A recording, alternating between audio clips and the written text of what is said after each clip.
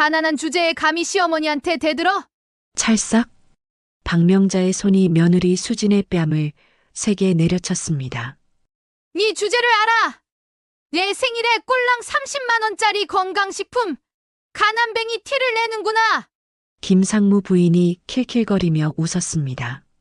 수진은 뺨을 감싸준 채 조용히 견뎠어요.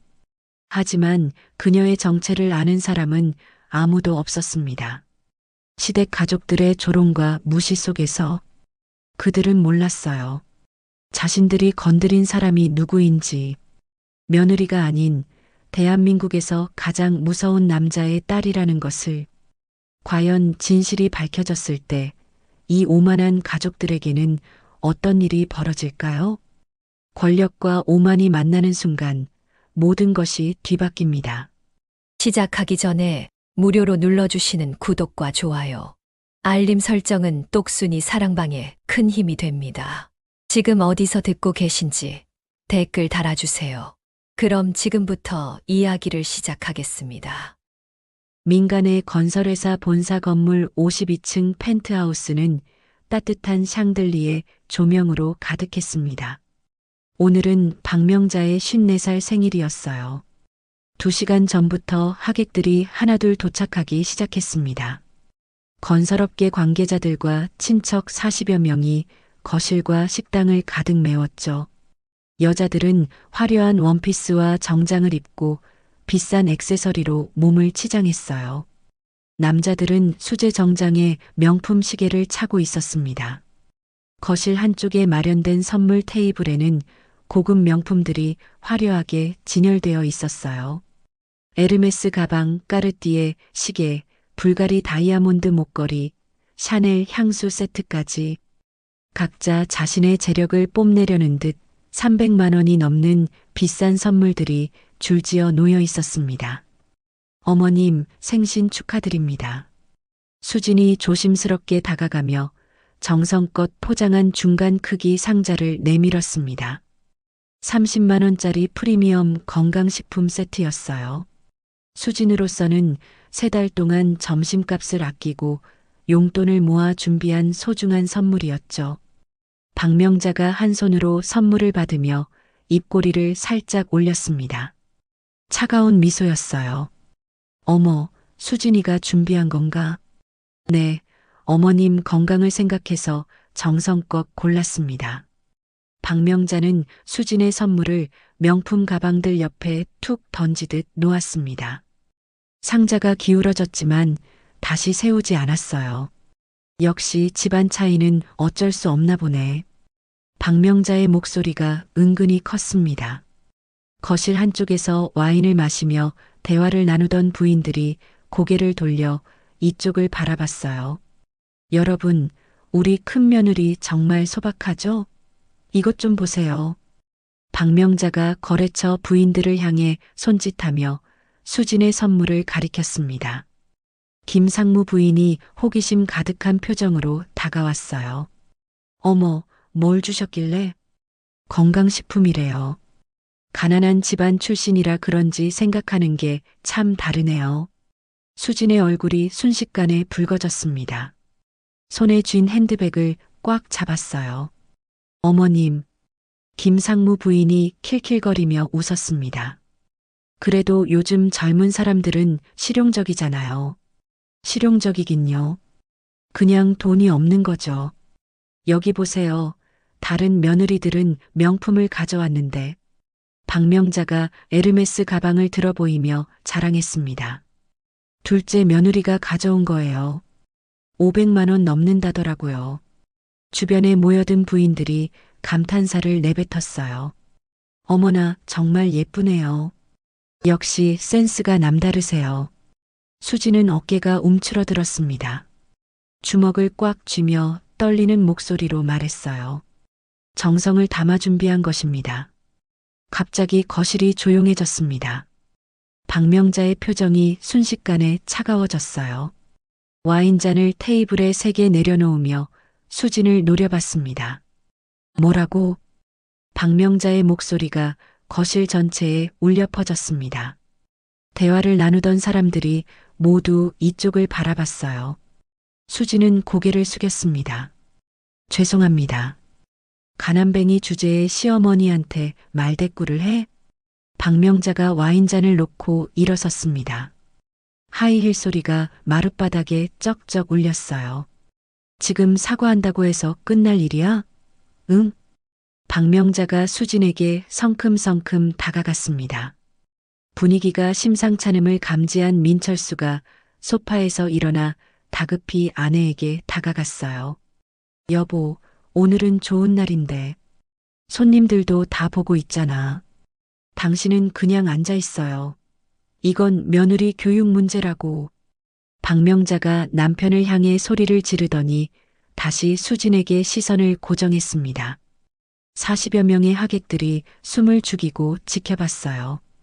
어린아이들까지 입을 다물고 상황을 바라봤습니다. 며느리 교육을 제대로 안 시킨 것 같네. 버릇을 가르쳐야겠다.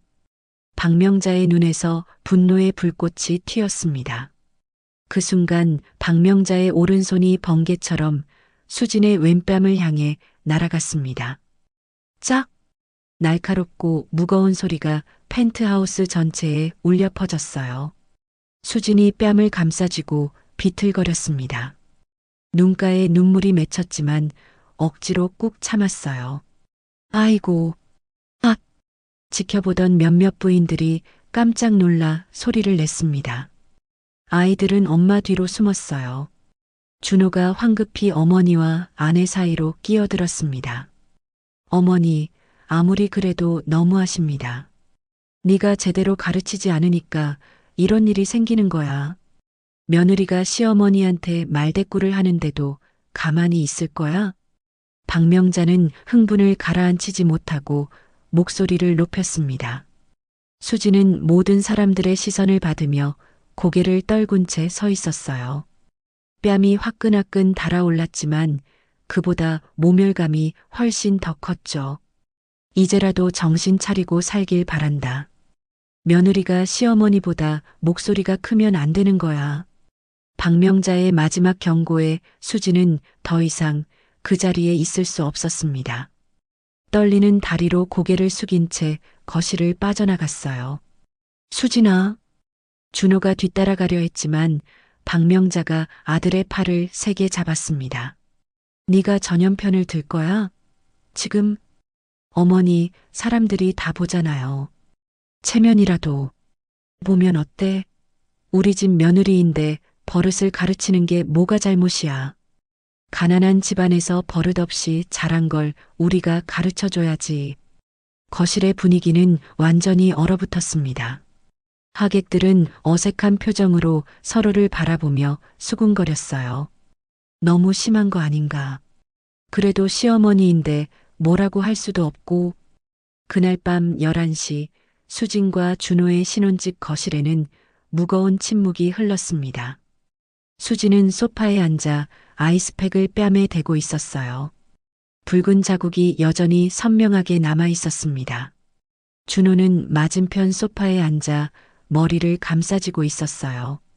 한참을 그러고 있다가 조심스럽게 입을 열었습니다.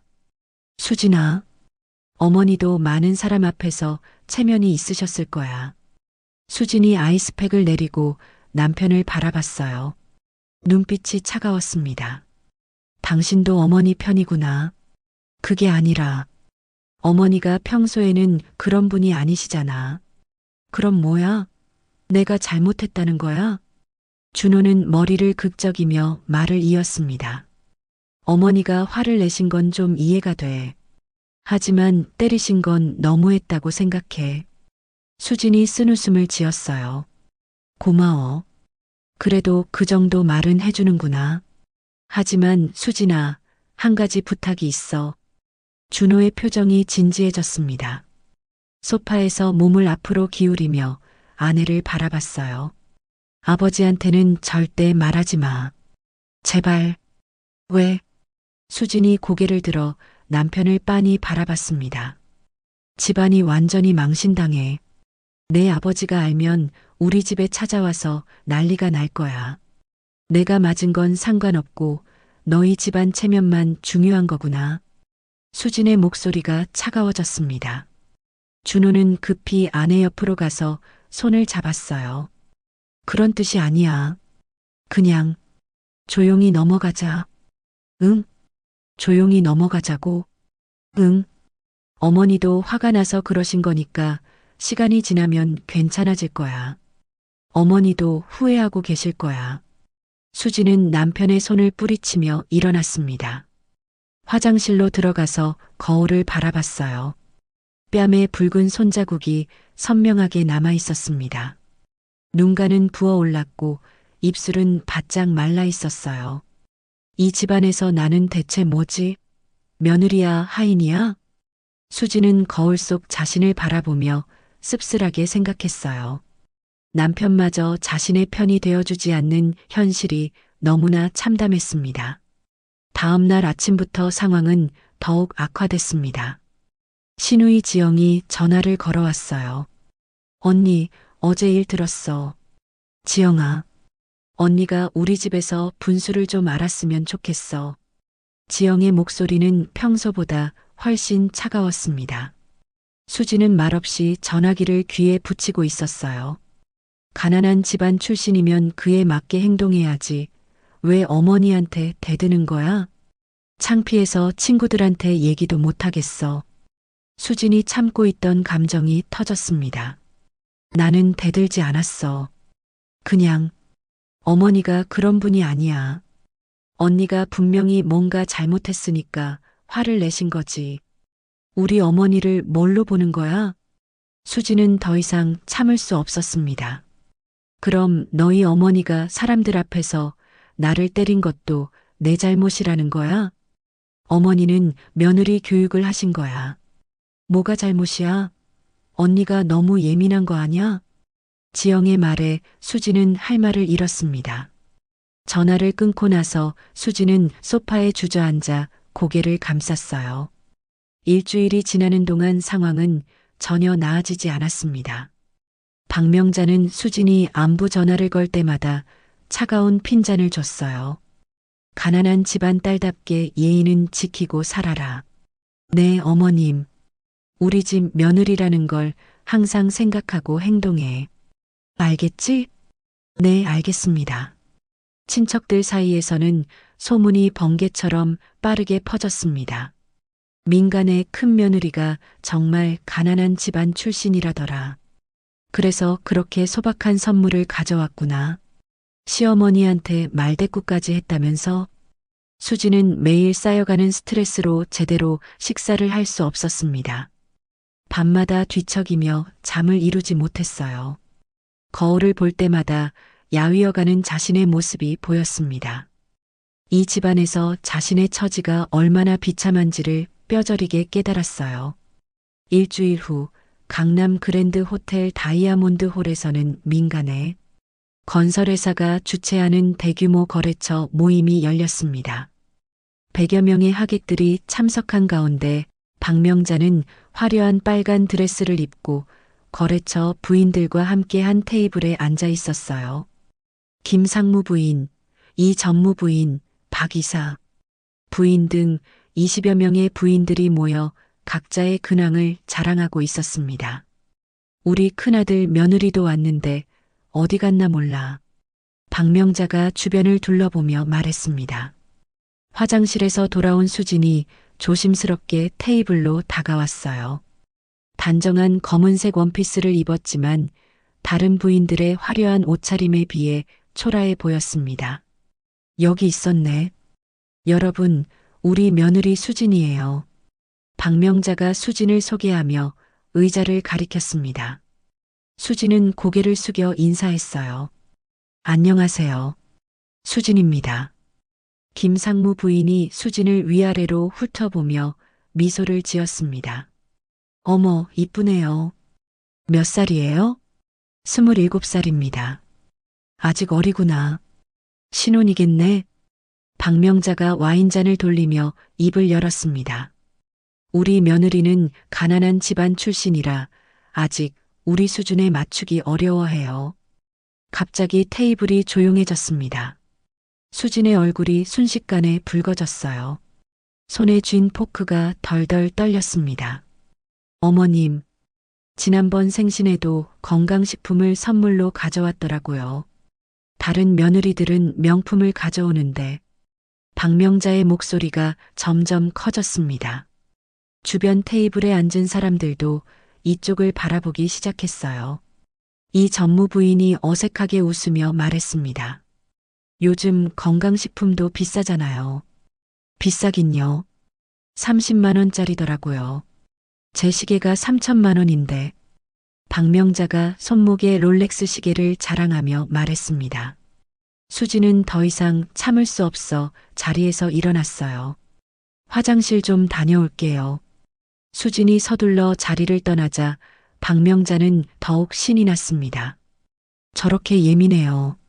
가난한 집안에서 자라서 그런지 조금만 말해도 금세 울상이에요. 김상무 부인이 고개를 젓으며 혀를 찼습니다. 요즘 젊은 며느리들은 참을성이 없어. 맞아요. 우리 때는 시어머니 말씀을 무조건 따랐는데 박명자는 목소리를 더욱 높였어요. 그래서 제가 조금씩 가르치고 있어요. 우리 집안에 맞게 말이에요. 한편 호텔 화장실에서 수지는 거울 앞에서 눈물을 닦고 있었습니다. 화장이 번져서 검은 마스카라가 볼을 타고 흘러내렸어요. 휴지로 조심스럽게 닦으며 마음을 다잡으려 했습니다. 그때 화장실 문이 열리며 지영이 들어왔습니다. 빨간 립스틱을 바르며 거울 속 수진을 바라봤어요. 언니, 울고 있었어? 지영의 목소리에는 동정심이 전혀 없었습니다. 오히려 차가운 비웃음이 섞여 있었어요. 아니야, 그냥 언니가 우리 오빠한테 걸맞지 않는다는 걸 이제라도 깨달았으면 좋겠어.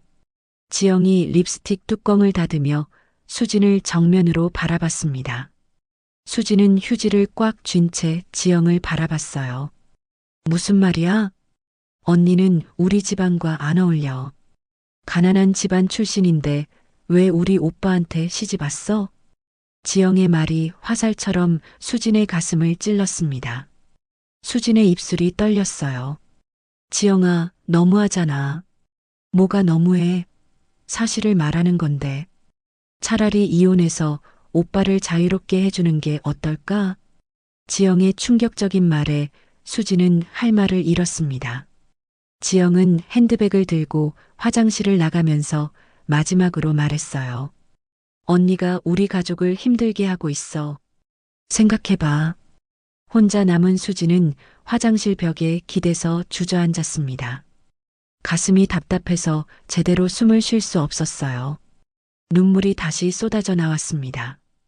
그날 저녁 10시 수지는 집에 돌아와 침대에 누워 있었습니다. 준호는 회사 야근으로 아직 들어오지 않았어요.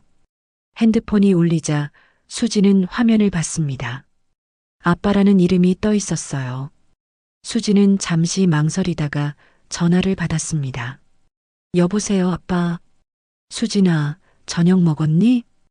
이태윤의 따뜻한 목소리가 들려왔습니다. 평소 같으면 반가웠을 아버지 목소리가 오늘은 더욱 간절하게 느껴졌어요. 네, 먹었어요. 시댁에서는 잘해주지? 아버지의 질문에 수진의 목이 메었습니다. 그동안 참아왔던 모든 감정이 한꺼번에 올라왔어요. 아빠, 수진의 목소리가 떨리기 시작했습니다. 이태윤은 딸의 이상함을 즉시 알아챘어요. 수진아, 왜 그래? 무슨 일 있었니? 아니에요. 괜찮아요. 수진이 말하는 도중 눈물이 터져 나왔습니다. 흐느끼는 소리가 전화기 너머로 들렸어요. 수진아, 왜 울어? 무슨 일이야? 누가 우리 딸을 울렸어? 이태윤의 목소리가 급하게 변했습니다. 30여 년간 딸을 키우면서 수진이 이렇게 우는 걸 본 적이 거의 없었거든요. 괜찮아요, 아빠. 그냥 힘들어서. 괜찮지 않아. 아빠가 들어봐야겠다. 내일 점심에 집 근처 카페에서 만나자. 이태윤의 목소리가 단호해졌습니다. 수지는 아버지한테 걱정을 끼치고 싶지 않아서 거부하려 했어요. 아빠, 괜찮다니까요. 아빠한테 숨기지 마라. 내일 점심 12시에 너희 집 앞 카페로 와. 알겠지? 이태윤의 명령조 목소리에 수지는 더 이상 거절할 수 없었습니다. 네, 알겠어요. 다음 날 점심시간 수지는 집 근처 작은 카페에서 아버지를 기다리고 있었습니다. 창가 자리에 앉아 밖을 바라보고 있는데 익숙한 뒷모습이 보였어요. 이태윤이 카페 문을 열고 들어왔습니다. 수진아. 아버지를 보자마자 수진의 눈가가 다시 뜨거워졌습니다. 이태윤은 딸의 야위고 상처받은 모습을 보고 충격을 받았어요. 겨우 일주일 만에 수진이 이렇게 변할 수 있다는 게 믿어지지 않았습니다. 도대체 무슨 일이 있었는지 아빠한테 다 말해봐. 이태윤이 딸 맞은편에 앉으며 다정하지만 진지한 목소리로 말했습니다. 수지는 한참 망설이다가 입을 열었어요. 아빠, 시어머니가 뭘 했는데? 시어머니 생신날에 선물이 마음에 안 든다고. 수진이 말을 잇지 못하고 있자 이태윤이 재촉했습니다.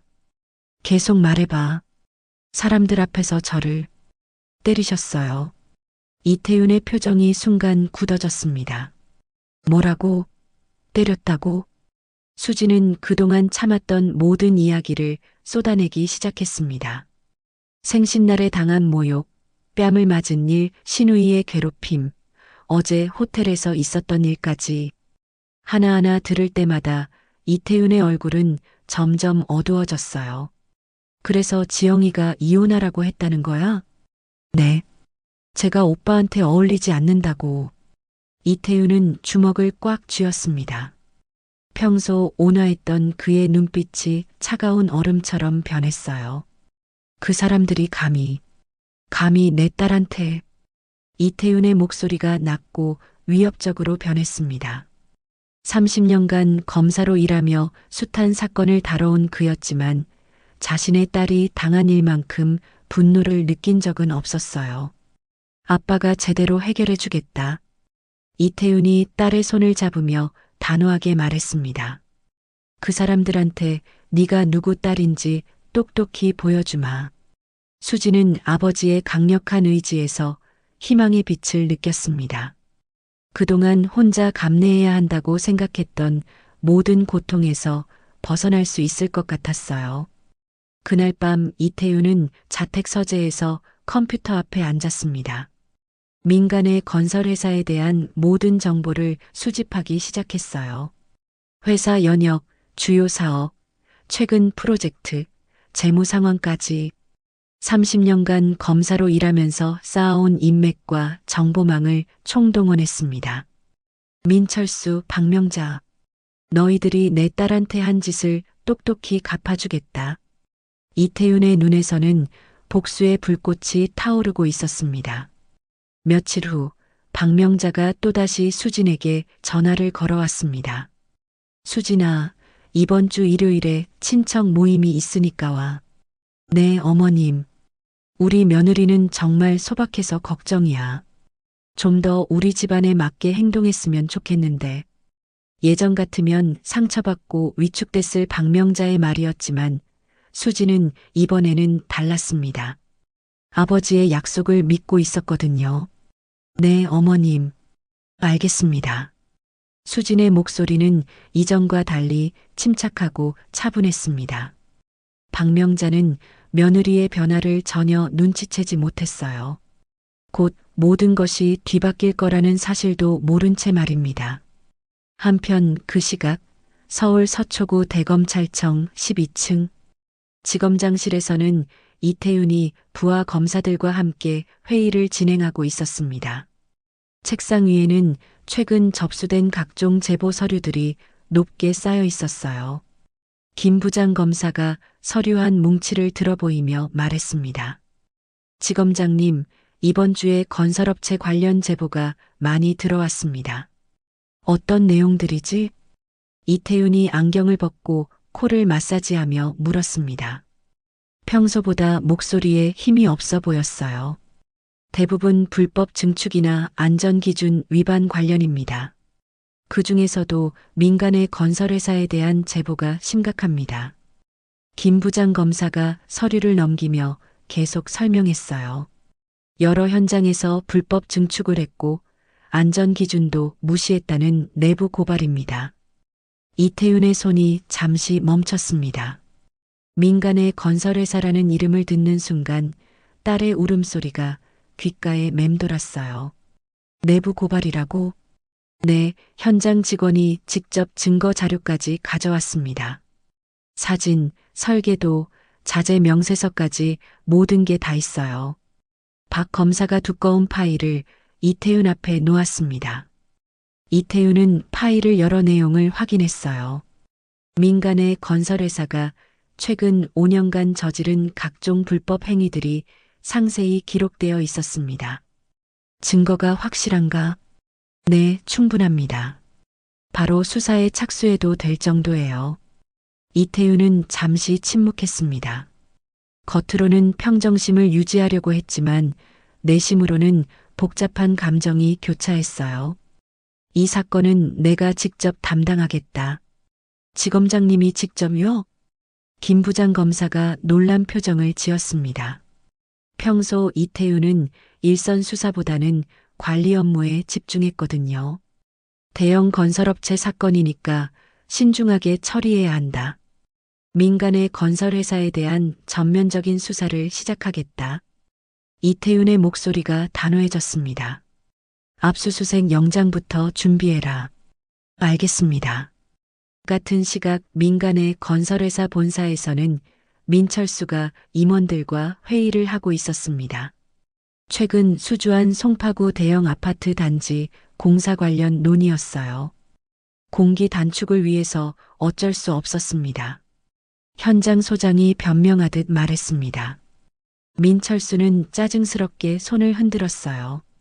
그런 얘기는 그만하고 현장 직원들 입단속은 제대로 했나? 네, 걱정 마세요.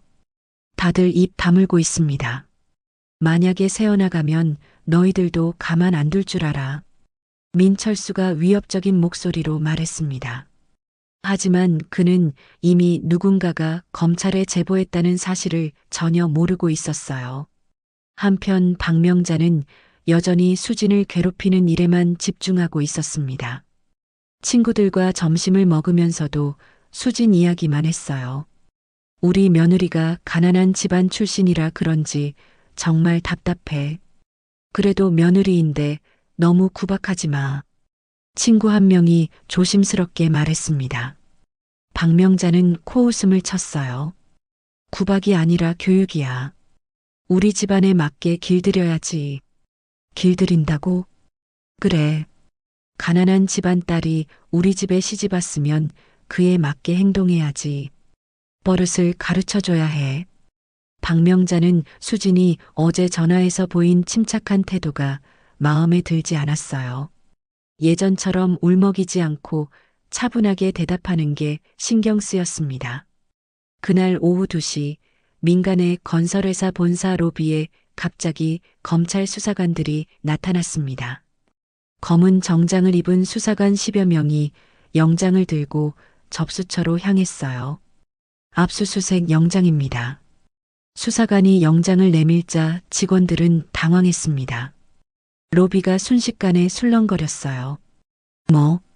뭐라고요? 민간의 건설회사에 대한 압수수색을 실시합니다. 모든 직원은 현재 위치에서 대기해 주세요. 수사관들이 엘리베이터를 타고 각 층으로 흩어졌습니다. 사장실에 있던 민철수는 급작스러운 상황에 얼굴이 하얗게 질렸어요. 이게 대체 무슨... 사장님, 검찰에서 왔습니다. 비서가 다급히 사장실로 뛰어들어왔습니다. 민철수는 책상 서랍을 열어 중요한 서류들을 급히 치우려 했어요. 그때 사장실 문이 열리며 수사관이 들어왔습니다. 민철수 사장님이십니까? 네. 그런데 이게 무슨 일입니까? 불법 건축 관련 수사입니다. 압수수색에 협조해 주십시오. 수사관들이 사장실 곳곳을 뒤지기 시작했어요. 서류함, 컴퓨터, 심지어 금고까지 모든 걸 조사했습니다. 민철수는 급히 박명자에게 전화를 걸었어요. 여보, 난리 났다. 검찰에서 나왔어. 뭐? 무슨 소리야? 박명자는 친구들과 카페에 있다가 남편의 다급한 목소리를 들었습니다. 주변이 시끄러워서 제대로 들리지 않았어요. 압수수색이야. 당장 집으로 와. 압수수색이라고? 왜? 모르겠어. 그냥 빨리 와. 전화를 끊고 박명자는 친구들에게 급히 사과했습니다. 미안, 급한 일이 생겨서 먼저 가야겠어. 박명자는 택시를 타고 집으로 향했어요. 차 안에서도 계속 남편에게 전화를 걸었지만 받지 않았습니다. 머릿속이 복잡해졌어요. 그날 저녁 민간의 집 거실에는 긴급 가족회의가 열렸습니다. 민철수, 박명자, 준호, 지영이 모두 모였어요. 모두의 표정이 심각했습니다. 도대체 무슨 일이야? 왜 검찰에서 나온 거야? 박명자가 다급하게 물었습니다. 민철수는 손으로 머리를 감싸쥐고 있었어요. 모르겠어. 갑자기 나타나서 모든 걸 다 가져갔어. 뭘 가져갔는데? 서류, 컴퓨터, 하드디스크, 회사 자료를 다 가져갔어. 준호가 걱정스러운 표정으로 물었습니다. 아버지, 혹시 뭔가 문제가 있었던 건 아니에요? 민철수가 준호를 노려봤어요. 문제가 있긴 뭐가 있어. 그동안 조금 무리한 것뿐이야. 무리했다는 게 뭔 말이에요? 공기 단축을 위해서 안전 기준을 좀 완화했을 뿐이야. 박명자의 얼굴이 더욱 굳어졌습니다. 그럼 정말 문제가 있다는 거잖아. 큰 문제는 없을 거야. 다른 회사들도 다 하는 일이야. 민철수는 자신감을 보이려 했지만 내심 불안했어요. 오늘 검찰이 가져간 자료들 중에는 결정적인 증거가 많았거든요. 박명자는 갑자기 수진이 떠올랐습니다. 혹시 수진이가 뭔가 했을까? 뭔 소리야? 이런 상황에서 우리 며느리가 우쭐해지면 안 되잖아. 혹시 수진이가 어디 가서 우리 집 얘기하고 다닌 건 아닐까? 박명자의 의심은 점점 커졌어요. 며칠 전부터 수진이 예전과 달리 침착했던 게 신경 쓰였습니다. 가난한 집안딸 주제에 우리 집 위기를 즐기고 있는 거 아닐까? 준호가 어머니를 말렸어요. 어머니, 수진이는 그런 애가 아니에요. 네가 뭘 알아? 가난한 집안에서 자란 애들은 다 똑같아. 박명자의 목소리가 날카로워졌습니다. 지영도 어머니 편을 들었어요. 맞아, 오빠. 언니가 어디 가서 우리 집 흉보고 다녔을 수도 있어. 그건 아닐 거야. 준호는 아내를 변호했지만 확신이 서지 않았어요. 회사 상황이 심각해지자 그 역시 불안해졌습니다. 준호야, 이런 어려운 시기에 우리 가족이 뭉쳐야 해. 박명자가 아들의 손을 잡으며 말했습니다. 수진이한테도 잘 말해도 밖에서 우리 집 얘기하지 말라고. 알겠어요, 어머니. 준호는 마지못해 고개를 끄덕였어요. 하지만 아내에게 어떻게 말해야 할지 막막했습니다. 며칠 후 아침 뉴스에서 충격적인 소식이 나왔습니다. 민간의 건설, 불법 건축 의혹으로 검찰 수사. 주요 현장 안전기준 위반 정황. 박명자는 리모컨을 꽉 쥐고 TV를 바라봤어요. 뉴스에서는 민간의 건설회사의 압수수색 장면과 함께 각종 의혹들을 보도했습니다. 회사 관계자에 따르면 지난 5년간 여러 현장에서 불법 행위가. 박명자는 처음으로 자신들이 진짜 심각한 위기에 처했다는 것을 깨달았습니다. 손이 덜덜 떨렸어요. 그때 핸드폰이 울렸습니다. 친척들과 지인들로부터 연락이 쏟아졌어요. 명자야, TV 봤어? 괜찮은 거야? 언니 뉴스에 나왔던데. 박 사모님, 회사가 어떻게 된 거예요? 박명자는 전화를 받을 때마다 어색한 변명을 해야 했습니다. 하지만 사람들의 시선이 예전과 완전히 달라진 걸 느낄 수 있었어요. 그날 오후 수진이 시댁에 안부 전화를 걸었습니다. 어머님, 안녕하세요. 수진아. 박명자의 목소리가 평소와 달리 힘이 없었어요. 수진은 뉴스를 봤지만 모르는 척 했습니다. 어머님, 괜찮으세요? 목소리가 이상해요. 응, 괜찮아. 박명자는 며느리에게도 체면을 유지하고 싶었어요. 하지만 수진의 차분한 목소리가 왠지 섬뜩하게 느껴졌습니다. 혹시 무슨 일 있으세요? 아니야, 아무것도 없어. 너는 밖에서 우리 집 얘기 함부로 하지 마라. 박명자가 갑자기 날카로운 목소리로 말했습니다. 수진은 잠시 침묵했다가 대답했어요. 네, 어머님. 알겠습니다. 전화를 끊고 박명자는 불안감에 휩싸였습니다. 앞으로 어떤 일이 벌어질지 예상할 수 없었어요. 그리고 무엇보다도 며느리 수진이 이상하게 느껴졌습니다. 예전 같으면 겁에 질려서 어쩔 줄 몰랐을 텐데 지금은 너무 침착했어요. 뭔가 이상해. 박명자는 혼자 중얼거리며 창밖을 바라봤습니다. 먹구름이 하늘을 가득 덮고 있었어요. 다음 날 아침 이태윤이 검은색 관용차에서 내려 민간의 건설회사 본사 앞에 섰습니다. 50층 높이의 화려한 건물이 아침 햇살을 받아 반짝이고 있었어요. 이태윤은 정장 재킷을 정리하며 건물을 올려다봤습니다. 딸을 괴롭힌 사람들이 있는 곳이라고 생각하니 분노가 치밀어 올랐어요. 지검장님, 들어가시겠습니까? 운전기사가 차 문을 열어주며 물었습니다. 이태윤은 고개를 끄덕이고 건물로 향했어요. 1층 로비에서 민철수를 기다리고 있던 이태윤은 엘리베이터에서 내리는 남자를 봤습니다. 50대 후반의 민철수가 비서와 함께 서둘러 걸어오고 있었어요. 민철수는 이태윤을 보자마자 얼굴이 하얗게 질렸습니다. 혹시 이태윤 지검장님이십니까? 민철수의 목소리가 떨렸어요. 그는 수진의 아버지 얼굴을 몇 번 봤지만 이렇게 대검찰청 지검장으로 마주하니 다른 사람 같았습니다. 그렇습니다. 민철수 사장님이시죠? 이태윤의 목소리는 차가웠어요. 평소 온화한 표정은 온데간데 없이 얼음같이 딱딱한 얼굴이었습니다. 민철수는 순간 머릿속이 하얘졌어요. 수진이 아버지가 우리를 수사하는 지검장이라고? 앞으로 수사에 적극 협조하시기 바랍니다. 이태윤이 공식적인 인사를 건넸지만 그 눈빛에서는 개인적인 분노가 느껴졌어요. 민철수는 그동안 며느리를 괴롭혔던 일들이 주마등처럼 떠올랐습니다.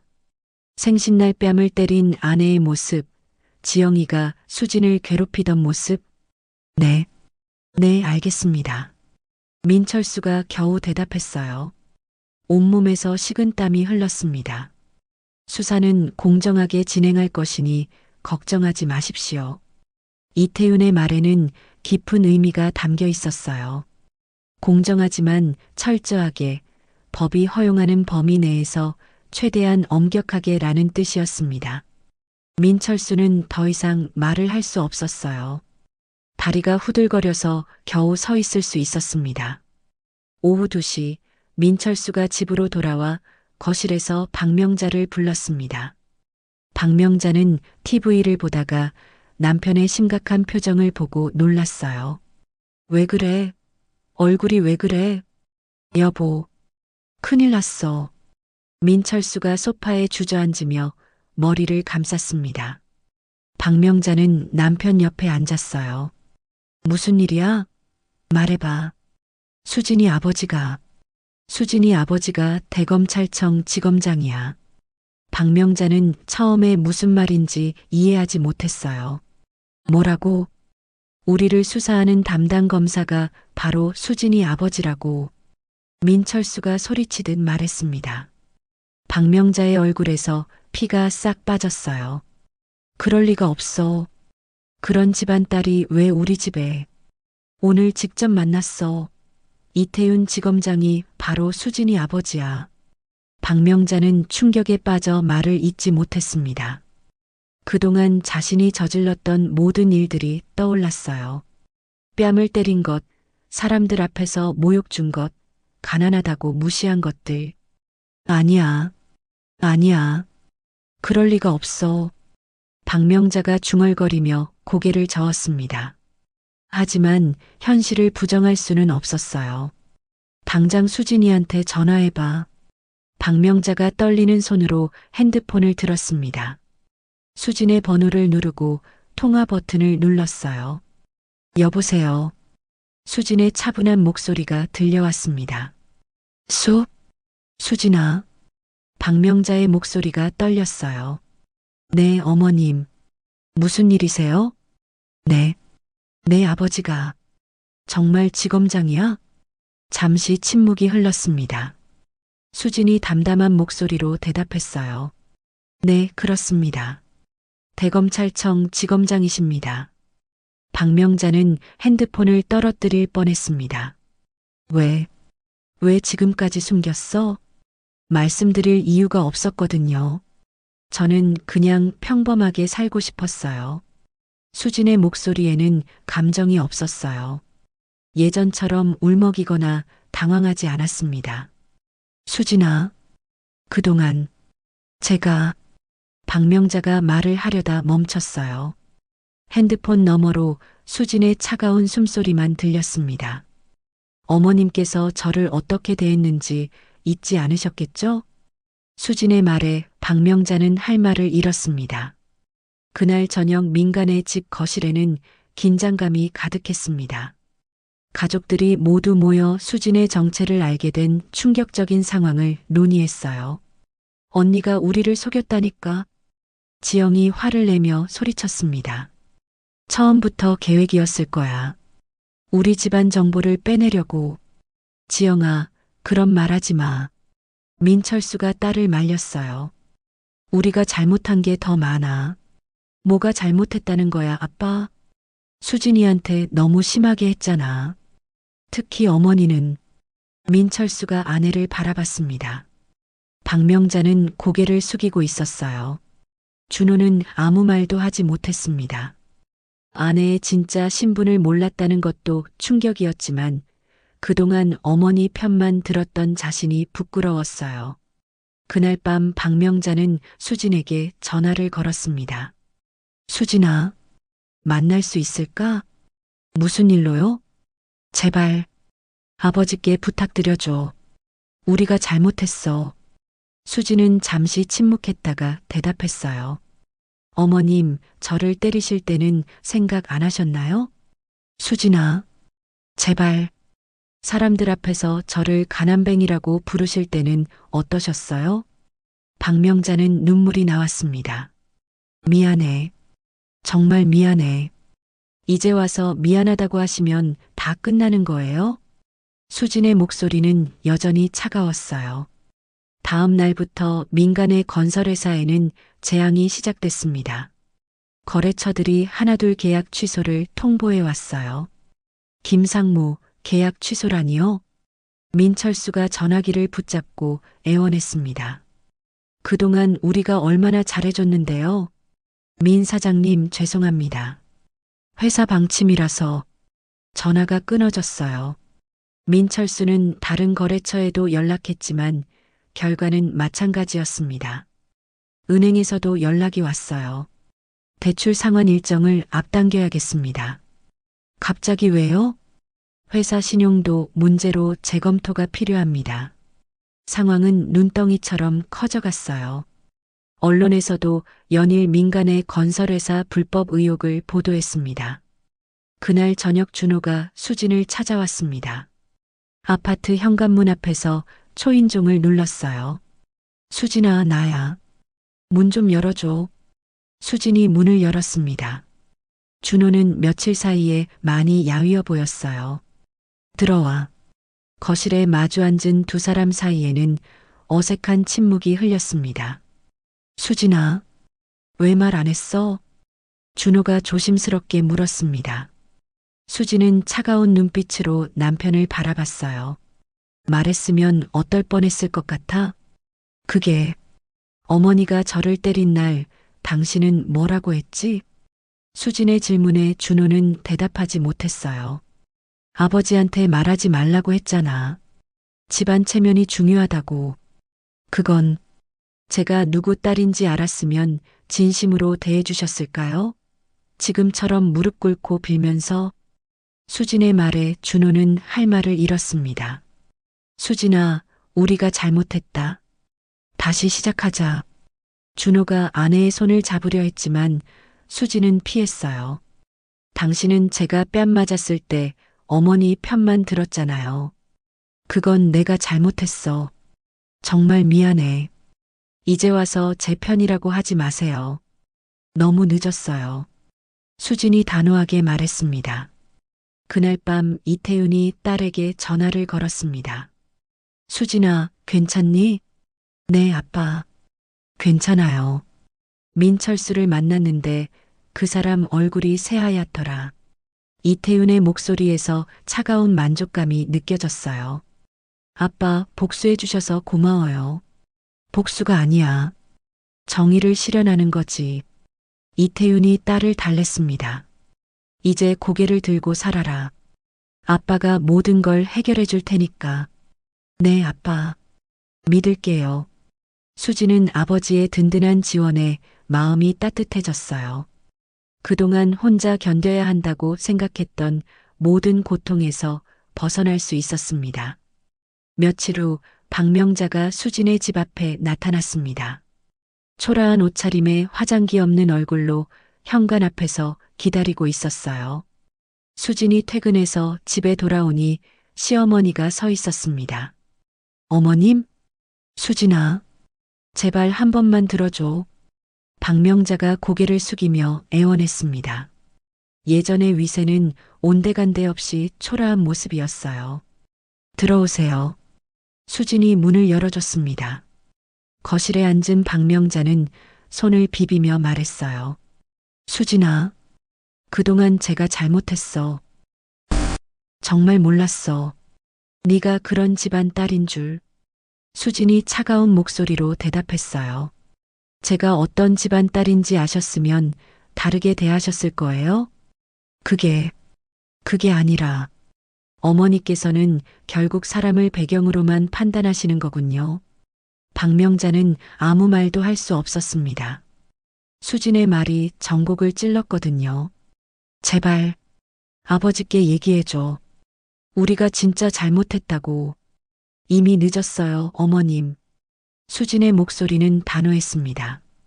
그동안 당했던 모든 모욕과 상처가 하루아침에 사라질 수는 없었어요.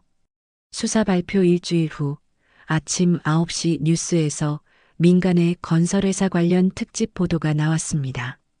민간의 건설 불법 건축 의혹, 검찰 수사 결과 심각한 안전기준 위반 확인. 앵커의 차가운 목소리가 거실에 울려 퍼졌어요. 박명자는 소파에 앉아 TV를 바라보며 리모컨을 꽉 쥐고 있었습니다. 화면에는 민간의 건설회사 본사 건물과 함께 압수수색 장면이 반복 재생됐어요. 주가는 연일 하락세를 보이며 거래 정지 직전까지. 박명자의 핸드폰이 계속 울렸습니다. 은행에서, 거래처에서, 심지어 아파트 관리사무소에서까지 연락이 왔어요. 여보세요?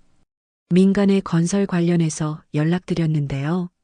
박명자는 전화를 받을 때마다 한숨이 나왔습니다. 모든 게 무너져가고 있었어요. 그때 현관문이 열리며 민철수가 들어왔습니다. 얼굴이 창백하고 어깨가 축 늘어져 있었어요. 어떻게 됐어? 박명자가 다급히 물었습니다. 민철수는 소파에 털썩 주저앉았어요. 끝났어. 모든 게 끝났어. 무슨 소리야? 은행에서 대출 회수 통보 왔고 주요 거래처들도 다 계약 취소했어. 민철수의 목소리에 힘이 없었습니다. 회사가 파산할 거야. 박명자는 믿을 수 없다는 표정으로 남편을 바라봤어요. 파산이라니. 그럴 리 없어. 현실을 받아들여, 여보. 우리가 지금까지 누렸던 모든 게 사라지는 거야. 그날 오후 박명자는 마지막 희망을 걸고 수진의 집을 찾아갔습니다. 평소 같으면 절대 하지 않았을 행동이었어요.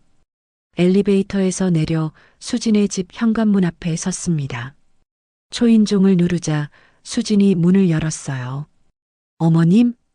박명자는 잠시 망설이다가 갑자기 수진 앞에 무릎을 꿇었습니다. 어머님. 수진이 놀라서 소리쳤어요. 박명자는 고개를 숙인 채 말했습니다. 그동안 제가 정말 잘못했습니다. 제발 아버지께 용서를 구해주세요. 박명자의 목소리가 떨렸어요. 눈에서 눈물이 흘러내렸습니다. 수지는 시어머니가 무릎 꿇은 모습을 내려다봤어요. 예전 같으면 당황해서 어쩔 줄 몰랐을 텐데 지금은 달랐습니다. 어머님께서 저에게 무릎을 꿇으라고 하셨을 때를 기억하세요? 수진의 목소리는 차가웠어요. 박명자가 고개를 들어 수진을 바라봤습니다. 수진아, 제발. 어머님, 일어나세요. 수진이 말했지만 박명자를 일으켜 세우지는 않았어요. 그동안 참았던 걸 이제 말씀드릴게요. 수진이 가슴속에 묻어뒀던 모든 감정을 터뜨리기 시작했습니다. 제가 가난한 집안 출신이라고 무시하셨잖아요.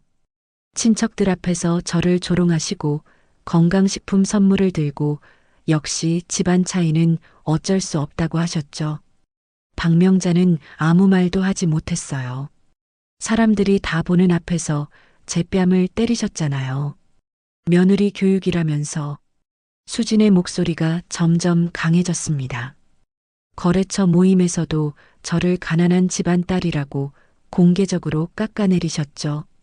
제가 화장실에서 울고 있을 때도 아무렇지 않으셨고요. 수진아, 이제 와서 용서를 구하시는 건 제가 누구 딸인지 아셨기 때문이죠? 수진의 말이 전곡을 찔렀습니다. 박명자는 고개를 더 깊이 숙였어요. 그때 지영이 어머니를 따라와 집 앞에 나타났습니다.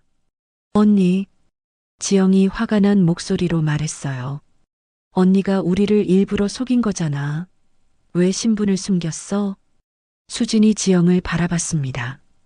예전 같으면 기가 죽었을 시누이의 말이었지만 지금은 전혀 달랐어요. 제가 누구 딸인지 알았으면 진심으로 대해주셨을 건가요? 그게 아니라, 지영 씨, 당신은 저한테 가난한 집안 딸 주제에 우리 오빠한테 왜 시집 왔냐고 했잖아요. 지영의 얼굴이 빨갛게 달아올랐어요. 이혼해서 오빠를 자유롭게 해주라고도 했고요.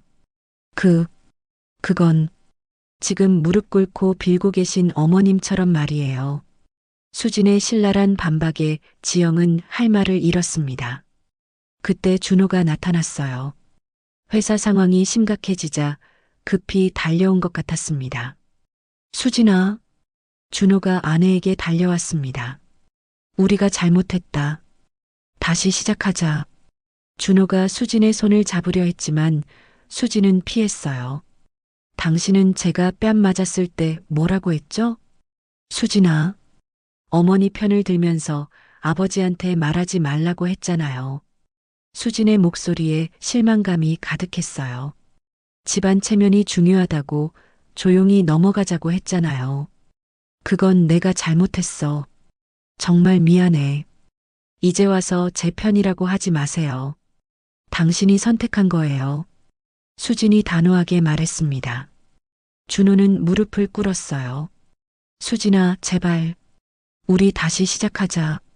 당신도 무릎을 꿇는군요. 수진이 차가운 미소를 지었습니다. 전에는 저더러 무릎 꿇으라고 하던 가족이 지금은 모두 제 앞에 무릎을 꿇고 있네요.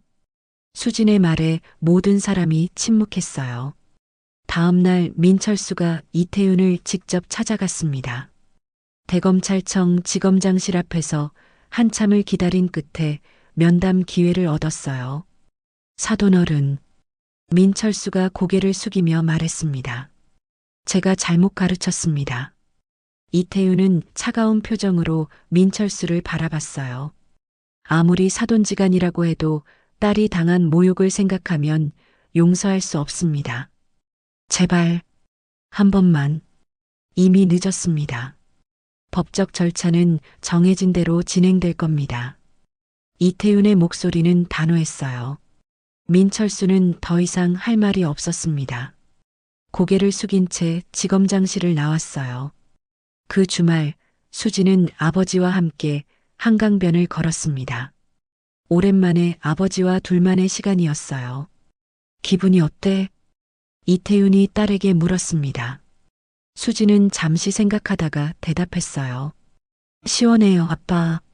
그래. 그동안 억눌려 살았구나 하는 생각이 들어요. 수진의 얼굴에 진정한 미소가 떠올랐습니다. 이제 고개를 들고 살아라. 이태윤이 딸의 어깨를 토닥였어요. 당당하게 살 권리가 있어. 누구한테도 무시당하지 마. 네, 아빠. 이제 정말 자유로워진 느낌이에요. 수지는 한강을 바라보며 깊게 숨을 들이마셨습니다. 그동안 가슴속에 있던 응어리가 모두 사라진 것 같았어요. 그 시각 민간의 가족들은 호화로운 펜트하우스에서 짐을 싸고 있었습니다. 은행에서 압류 통보가 나온 거예요. 이 모든 게 다 수진이 때문이야. 박명자가 짐을 챙기며 중얼거렸습니다. 하지만 이미 아무도 그 말에 동조하지 않았어요. 지영은 친구들 앞에서 창피해서 고개를 들 수 없었습니다. 우리 집이 파산했다더라는 소문이 대학교에 퍼졌거든요. 준호는 회사 사무실에서 개인 물건들을 정리하고 있었어요. 동료들의 시선이 따가웠습니다. 저 사람 아내가 지검장 딸이라면서? 그래서 회사가 망한 거구나. 뒤에서 들리는 수군거림에 준호는 고개를 숙였어요. 한편 수지는 새로운 시작을 준비하고 있었습니다. 이혼 서류를 작성하고 새 직장도 알아보고 있었어요. 거울 앞에 선 수진의 모습은 예전과 완전히 달랐습니다. 자신감 있는 눈빛, 당당한 어깨, 진정한 미소. 이제 진짜 내 삶을 살 수 있겠어. 수진이 거울 속 자신에게 말했어요. 그날 저녁 뉴스에서는 민간의 건설회사 파산 소식이 나왔습니다. 민간의 건설, 결국 법정관리 신청. 임직원 대부분 해고 예정. 수지는 뉴스를 보면서도 복수했다는 느낌보다는 해방감이 더 컸어요. 그동안 숨막혔던 시댁 생활에서 완전히 벗어날 수 있었으니까요. 핸드폰에 아버지에게서 문자가 왔습니다. 수진아, 이제 정말 새로운 시작이야. 아빠가 항상 내 편이니까 걱정하지 마라. 수지는 문자를 보며 눈물이 났어요. 기쁨의 눈물이었습니다. 고마워요, 아빠. 수진이 답장을 보냈어요. 마침내 진정한 평화를 찾은 것 같았습니다. 그날 밤 수지는 일기장을 펼쳤습니다. 오랜만에 쓰는 일기였어요. 오늘 드디어 모든 게 끝났다. 그동안 참고 견뎠던 모든 일들이 보상받는 느낌이다. 이제 나는 누구에게도 무시당하지 않는 당당한 사람이 되었다. 수진이 일기를 쓰며 미소를 지었습니다. 창밖으로 달빛이 은은하게 들어왔어요. 새로운 시작을 알리는 빛처럼 말이에요. 한 달 후 서울 외곽의 낡은 임대 아파트 2층에서 박명자는 작은 원룸에 쌓인 짐들을 바라보고 있었습니다.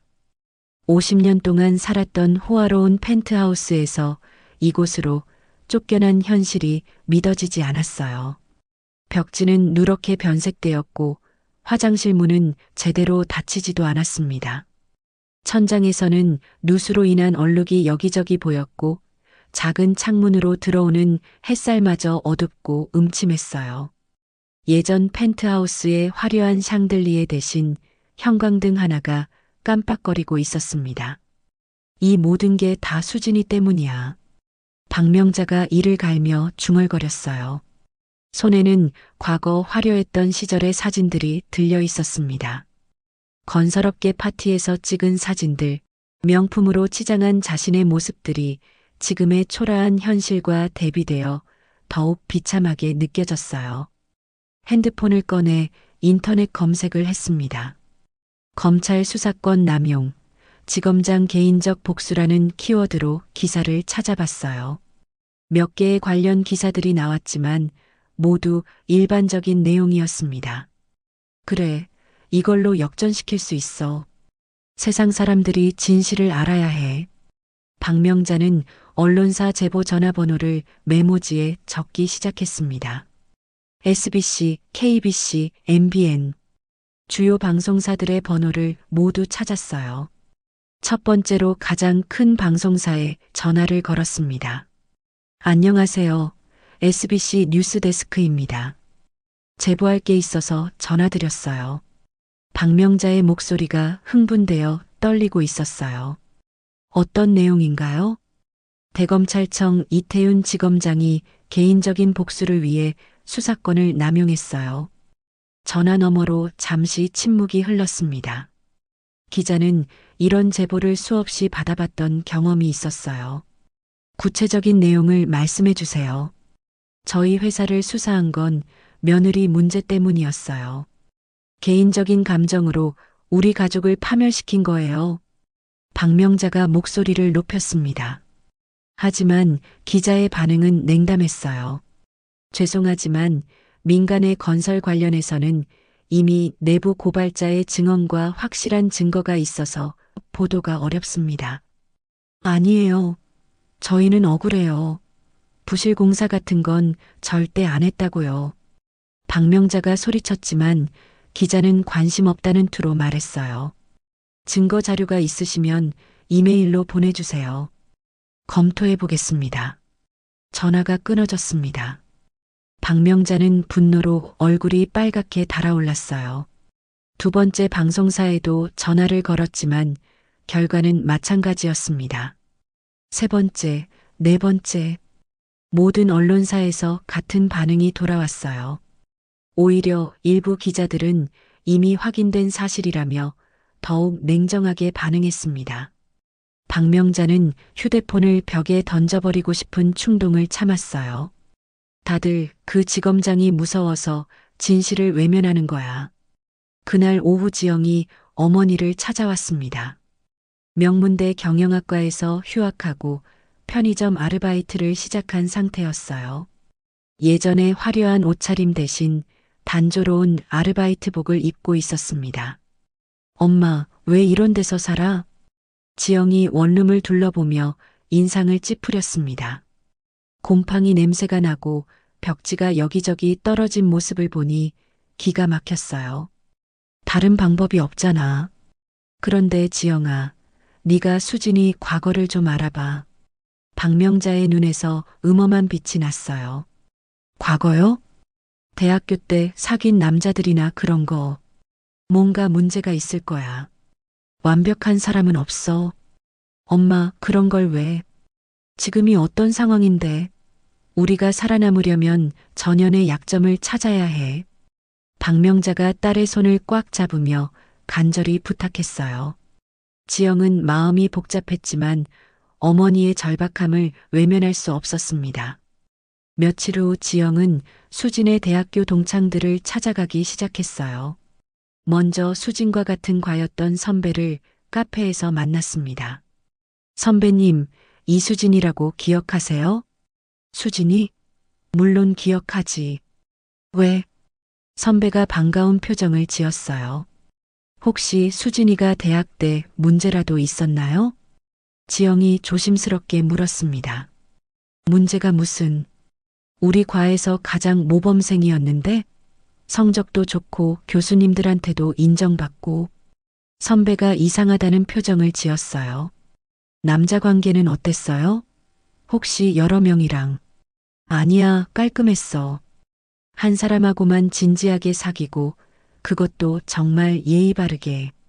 다른 과 학생회장이었던 것 같은데? 지영은 실망했어요. 기대했던 것과 정반대의 이야기만 나왔습니다.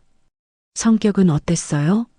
혹시 이중적이거나 착하고 성실했어. 어려운 과목 있으면 친구들 도와주고 교수님 심부름도 잘하고 그래서 교수님들이 수진이를 정말 좋아하셨어. 선배는 수진에 대한 좋은 기억만 떠올렸어요. 지영이 다른 동창들을 찾아가도 결과는 마찬가지였습니다. 도서관에서 만난 후배는 수진 선배님 정말 친절하셨어요 라고 했고 동아리 동기는 리더십도 있고 책임감도 강했어요 라고 말했어요. 오히려 수진의 인품을 증명하는 이야기만 계속 나왔습니다. 지영은 완전히 허탈해졌어요.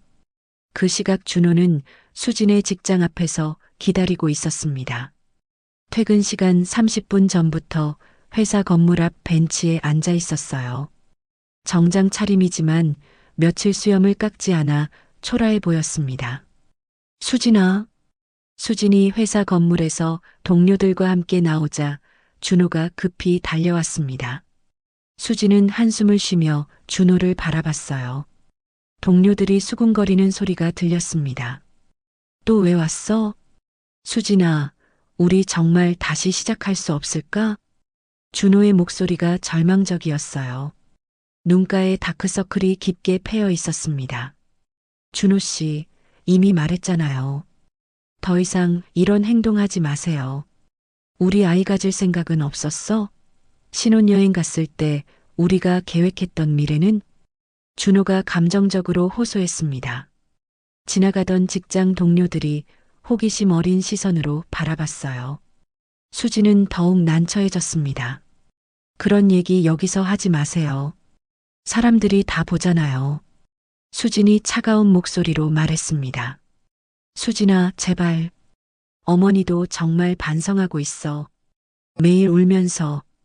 그분이 반성하는 건 제가 누구 딸인지 알았기 때문이에요.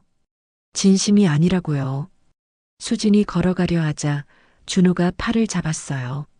놓으세요. 사람들이 다 보고 있어요. 수진아, 나는 정말 너를 사랑해. 그때 제대로 보호하지 못한 건 정말 미안하지만 그때 수진의 직장 동료 김 과장이 다가왔습니다. 준호의 행동을 계속 지켜보고 있다가 개입한 것이었어요. 수진 씨, 괜찮아요? 네, 괜찮습니다. 김 과장이 준호를 노려봤어요. 여기서 이런 행동하지 마세요. 수진 씨가 싫어하잖아요. 저는 수진이 남편입니다. 곧 이혼할 사람이죠. 그만 가세요. 김 과장의 단호한 말에 준호는 할 수 없이 손을 놓았습니다. 다른 동료들도 수진을 감싸며 김 과장 편을 들었어요. 다음 날 오전 10시 박명자가 수진의 회사로 직접 찾아왔습니다. 아침부터 소주 한 병을 마셔서 얼굴이 벌겋게 달아올라 있었어요. 로비 앞에서부터 소란을 피우기 시작했습니다. 우리 며느리 어디 있어요? 리셉션 직원이 당황하며 응대했어요. 죄송하지만 방문 예약을 하셔야 합니다. 예약이 무슨, 우리 며느리가 거짓말쟁이라고요. 박명자가 목소리를 높였습니다. 로비에 있던 사람들이 모두 뒤돌아서 쳐다봤어요. 처음부터 우리를 속였어요. 지검장 딸인 줄 숨기고 가난한 집안인 척했어요. 박명자가 손을 휘저으며 소리쳤습니다. 보안 요원이 급히 다가왔어요. 부인, 조용히 해주세요. 다른 분들에게 피해가 됩니다. 조용하긴 뭘 조용해. 저 여자가 우리 가족을 파멸시켰다고. 사기꾼이라고. 박명자는 계속 소리를 질렀습니다. 엘리베이터에서 수진이 급히 내려와 로비로 왔어요. 어머님? 수진아, 네가 우리한테 한 짓을 다 사람들한테 말하겠어. 박명자가 수진을 향해 손가락질했습니다. 로비에 있던 수진의 동료들이 모두 놀라서 지켜봤어요. 어머님, 이러시면 안 됩니다. 여기는 제 직장이에요. 안 되긴 뭐가 안 돼. 너 때문에 우리가 이 모양이 됐잖아. 우리를 이용한 거야. 박명자의 목소리가 건물 전체에 울려 퍼졌습니다. 그때 수진의 상사인 부장이 급히 나타났습니다. 무슨 일입니까? 부장님, 죄송합니다. 수진이 고개를 깊이 숙였어요. 박명자가 부장에게 달려들듯 말했습니다. 부장님이세요? 이 직원이 거짓말쟁이에요. 처음부터 신분을 속이고 우리 집에 시집 왔다고요. 부장이 당황스러운 표정을 지었어요. 하지만 곧 침착함을 되찾고 박명자를 바라봤습니다. 그때 김 과장이 나섰습니다. 부인 수진 씨는 저희 회사에서 가장 성실하고 능력 있는 직원입니다. 그게 뭔 상관이야. 사기꾼인 건 마찬가지잖아. 그리고 저희는 수진 씨의 아버지가 지검장이시라는 걸 이미 알고 있었어요. 김 과장의 말에 박명자가 깜짝 놀라며 말문이 막혔어요. 뭐라고? 수진 씨가 입사할 때 직접 말씀하셨거든요. 하지만 저희는 그분의 능력과 인품을 보고 뽑았습니다. 다른 동료들도 하나둘씩 수진 편을 들기 시작했어요. 수진 씨는 정말 성실하고 친절한 분이에요. 이런 식으로 직장까지 찾아와서 소란 피우시면 안 되죠. 경비실에 신고하는 게 어때요? 박명자는 완전히 고립된 상황이 되었습니다.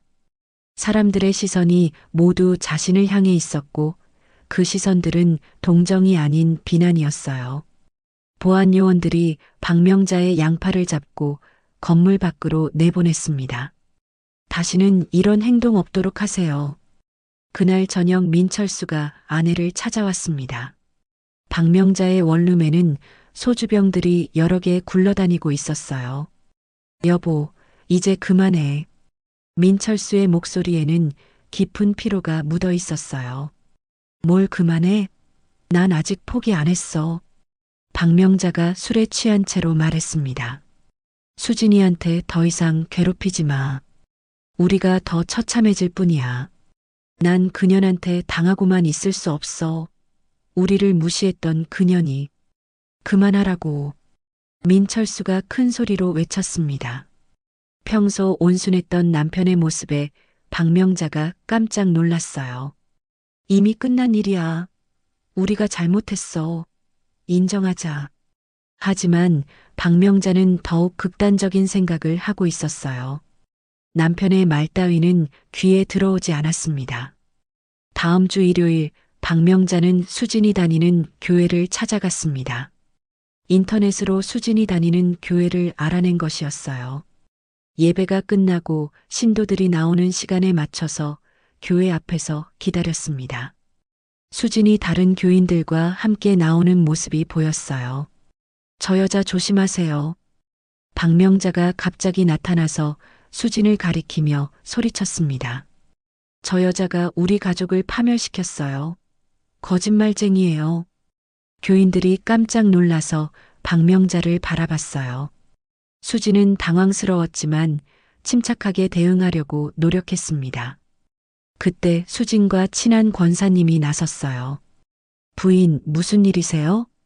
권사님의 차분한 목소리에 박명자가 더욱 흥분했어요. 저 여자가 거짓말쟁이라고요. 처음부터 신분을 숨기고 우리를 속였어요. 수진 집사님이 어떤 분인지 저희는 잘 알고 있습니다. 권사님의 차분한 목소리에 다른 교인들도 고개를 끄덕였어요. 수진 집사님은 저희 교회에서 가장 모범적이고 봉사정신이 투철한 신도입니다. 다른 교인이 거들었어요. 맞아요. 수진 집사님 덕분에 우리 교회 청소년부가 얼마나 활성화됐는데요. 그게 아니라 전현희. 박명자가 욕설을 하려는 순간 목사님까지 나타났습니다. 무슨 일입니까? 목사님의 위험 있는 목소리에 박명자가 주춤했어요. 부인께서 오해하고 계신 것 같습니다. 수진 집사님은 하나님 앞에서도 부끄럽지 않은 신실한 신도입니다. 목사님까지 수진을 옹호하자 박명자는 또다시 완전히 고립되었어요. 교인들의 시선이 모두 차가웠습니다. 제발 이런 곳에서는 이런 행동하지 마세요. 나이 많은 권찰이 박명자에게 타이르듯 말했어요. 박명자는 결국 교회에서도 쫓겨나다시피 했습니다. 그날 밤 수지는 이제 법적 대응을 하기로 결심했습니다. 계속 이런 식으로 괴롭힘을 당할 수는 없었어요. 변호사에게 연락을 했습니다. 명예훼손으로 고소할 수 있을까요? 충분히 가능합니다. 직장과 교회에서의 일, 증인도 많고 증거도 확실하네요. 변호사의 답변에 수지는 안도했어요. 빨리 진행해 주세요. 더 이상 이런 행동이 반복되면 안 될 것 같아요. 다음 날 이태윤이 딸의 상황을 알고 직접 연락을 했습니다. 수진아, 괜찮니? 그쪽에서 또 무슨 일을 벌였다며? 네, 아빠. 이제 법적으로 대응하려고요. 잘했어. 아빠가 도와줄게. 이태윤의 목소리가 단호했어요. 이번에는 개인적으로 대응하겠다. 딸을 괴롭힌 것에 대해서는 아버지로서 법적 조치를 취해야겠어. 박명자의 마지막 발악은 더욱 심해졌습니다. 하지만 이번에는 수진 주변에 든든한 지지자들이 있었어요. 직장 동료들, 교회 교인들, 그리고 무엇보다 아버지의 법적 보호막까지. 박명자는 점점 고립되어 갔습니다. 이제 그녀의 마지막 발악이 어떤 결과를 가져올지는 시간 문제였어요. 법정에서 만나게 될 날이 얼마 남지 않았습니다. 며칠 후 서울중앙지방법원 제3호 법정에서 박명자의 명예훼손 사건 재판이 열렸습니다. 10월의 차가운 바람이 법원 건물을 스쳐 지나가는 가운데 방청석에는 수진의 직장 동료들과 교회 교인들이 증인으로 참석했어요. 박명자는 변호사도 없이 혼자 피고석에 앉아 있었습니다. 초라한 검은색 옷차림의 박명자는 예전에 화려했던 모습과는 완전히 달랐어요. 펜트하우스에서 살던 시절 입었던 명품 드레스 대신 임대 아파트에서 급히 꺼내온 구겨진 정장을 입고 있었습니다. 머리도 제대로 손질하지 못해 부스스했고 얼굴에는 깊은 피로와 절망이 드러나 있었어요. 재판장님, 오늘은 원고 이수진 씨의 명예훼손 피해에 대한 사건을 심리하겠습니다. 판사의 엄숙한 목소리가 법정 전체에 울려 퍼졌습니다. 수진은 원고석에 단정하게 앉아 있었어요. 차분하고 당당한 모습이었습니다. 먼저 증인 김철수 씨, 앞으로 나와 선서해 주십시오. 수진의 직장 동료인 김 과장이 증언대에 섰어요. 오른손을 들고 선서를 마친 후 차분한 목소리로 증언을 시작했습니다. 피고인 박명자 씨가 지난달 저희 회사 로비에서 소란을 피우며 원고 이수진 씨를 거짓말쟁이라고 공개적으로 모욕했습니다. 김 과장의 증언은 명확하고 구체적이었어요. 구체적으로 어떤 말을 했습니까? 판사가 질문했습니다. 피고인은 우리를 속였다. 우리 가족을 파멸시켰다.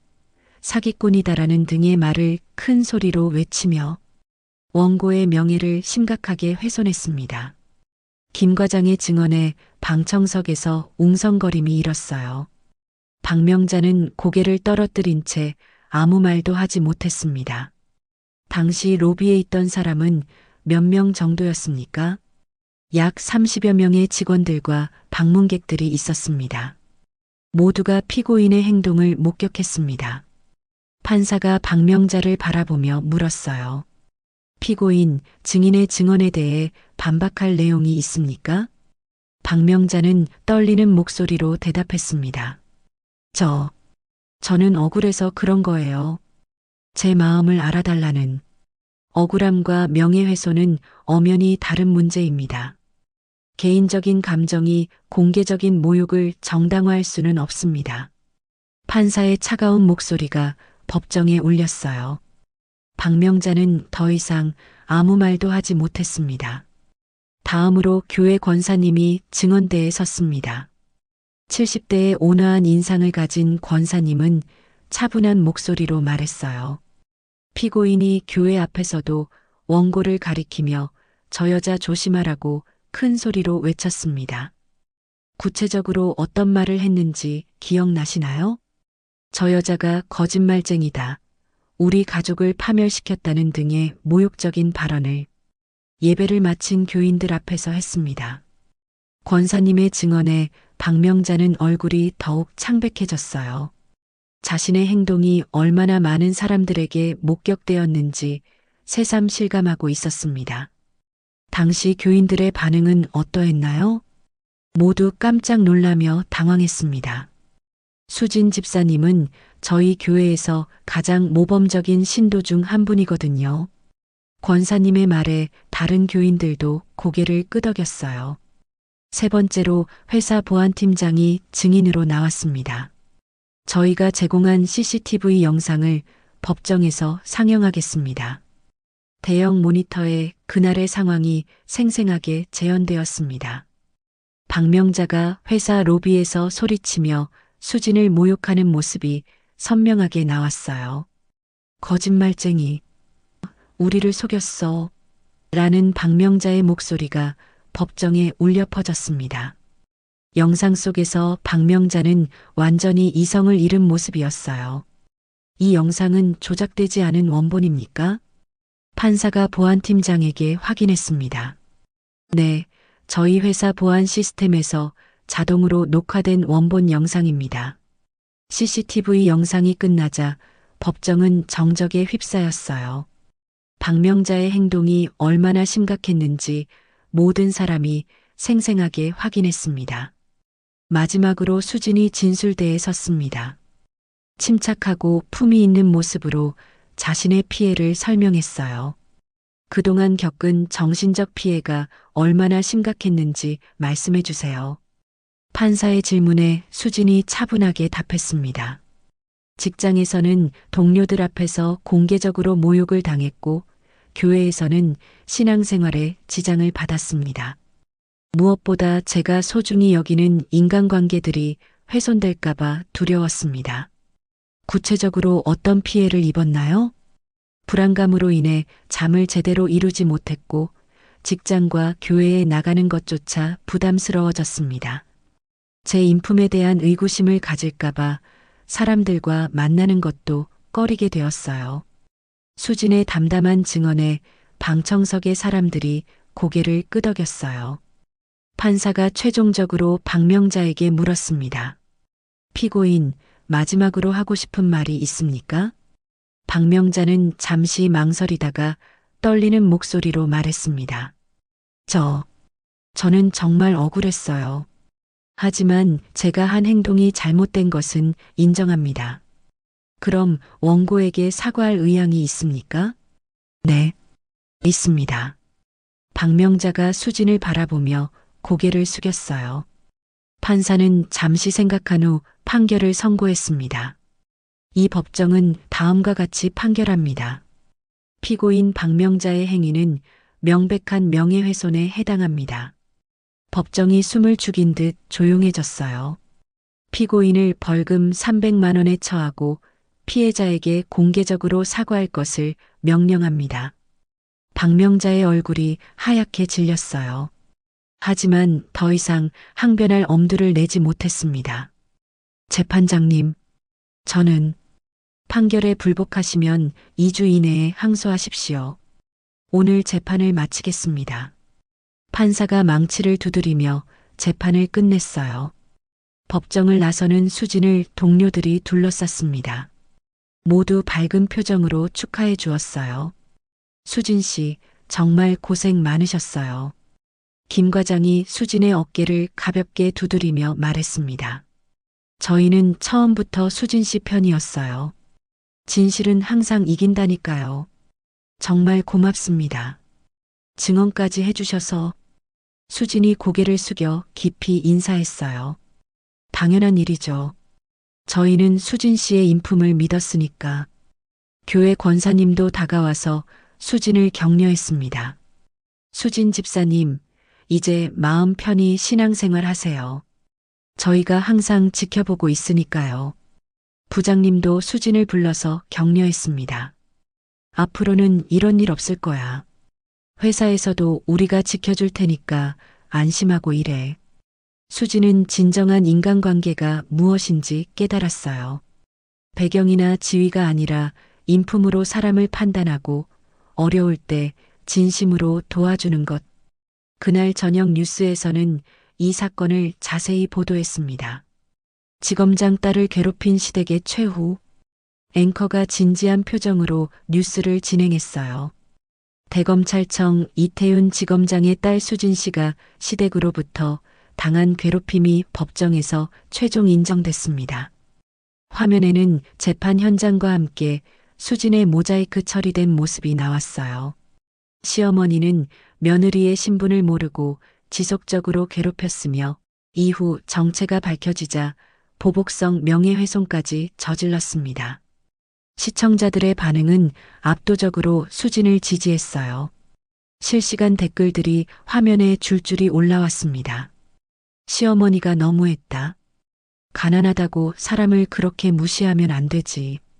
완전 인과응보네. 진짜 속 시원하다. 다음 날 오후 준호가 수진을 마지막으로 찾아왔습니다. 한강변의 조용한 카페에서 마주 앉은 두 사람 사이에는 어색한 침묵이 흘렀어요. 준호의 얼굴은 많이 야위어 있었습니다. 수진아. 준호가 먼저 입을 열었습니다. 목소리가 잠겨 있었어요. 이혼하자. 수진이 깜짝 놀라며 남편을 바라봤어요. 준호가 먼저 이혼을 제안할 줄은 몰랐거든요. 갑자기 왜? 내가 너에게 상처만 줬어.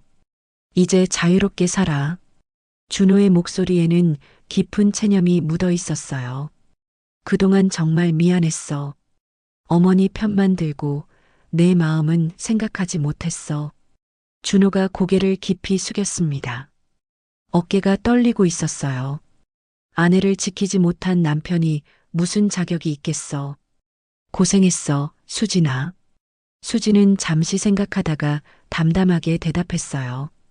고마워요. 마지막이라도 그런 말 해줘서 행복하게 살아. 넌 그럴 자격이 충분해. 준호가 일어서며 마지막 인사를 했습니다. 뒤돌아보지 않고 카페를 나갔어요. 수진은 복잡한 마음으로 준호의 뒷모습을 바라봤어요. 미움보다는 안타까움이 더 컸습니다. 그래도 마지막에는 남자다운 모습을 보여줘서 다행이었어요.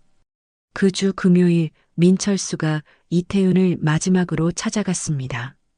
대검찰청 로비에서 3시간을 기다린 끝에 짧은 면담 기회를 얻었어요.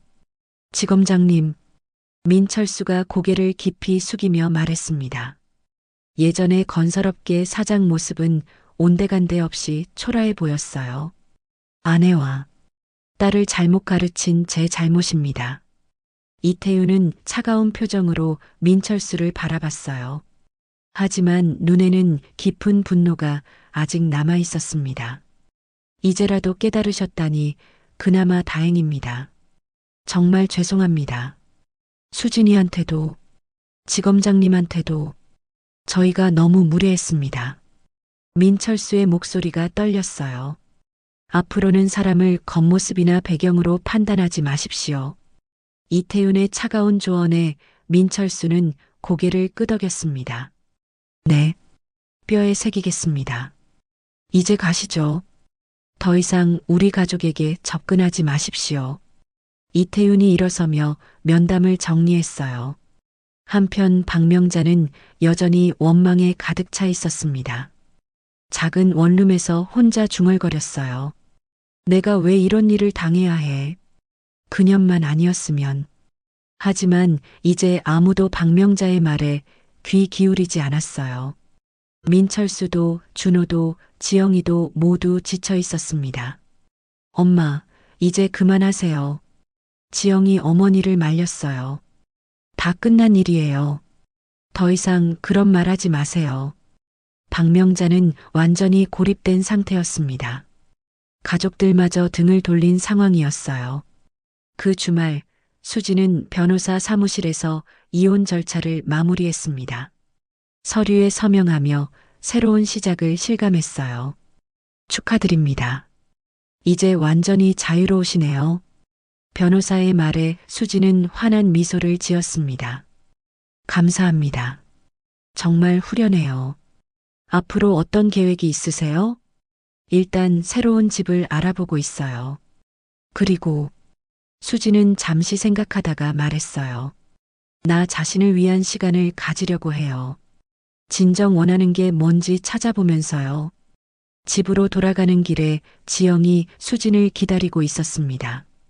아르바이트복을 입고 초라한 모습이었어요. 언니, 지영이 조심스럽게 다가왔어요.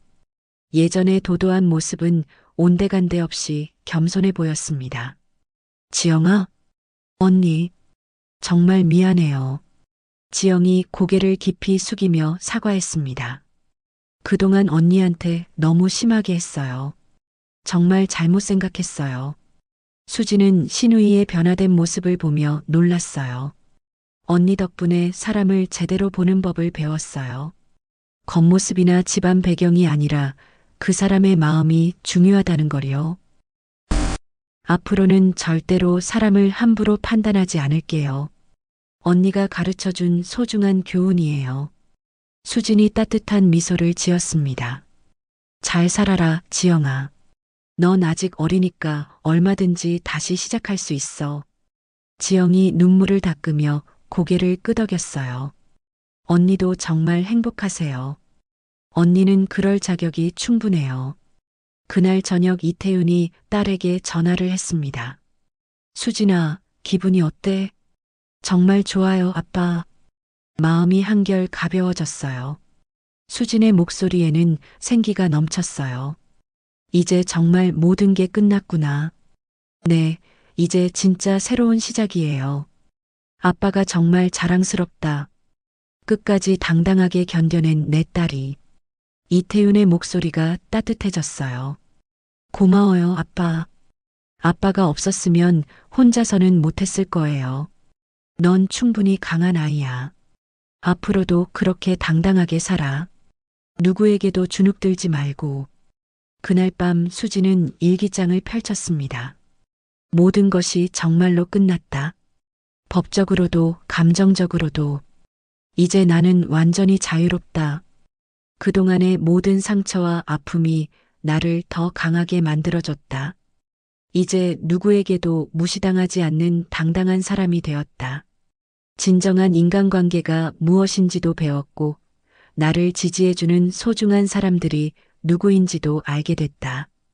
수진이 펜을 내려놓고 창밖을 바라봤습니다. 밝은 달빛이 방 안을 비추고 있었어요. 정말로 새로운 시작을 알리는 빛처럼 말이에요. 모든 갈등이 끝나고 정의가 승리했습니다. 이제 수진에게는 무한한 가능성이 열려 있었어요. 2년 후 봄이 찾아온 강남구 테헤란로에 위치한 대형 IT 회사 25층 사무실에서 수진은 팀장 승진 발표를 받고 있었습니다. 창밖으로는 벚꽃이 만개한 한강이 내려다 보였어요. 축하합니다. 이수진 팀장님. 부장님이 환한 미소를 지으며 승진 통보서를 건넸습니다. 수진의 얼굴에는 자신감 넘치는 미소가 가득했어요. 감사합니다. 더욱 열심히 하겠습니다. 그동안 수진 씨의 업무 능력과 리더십을 지켜봤는데 정말 훌륭했어요.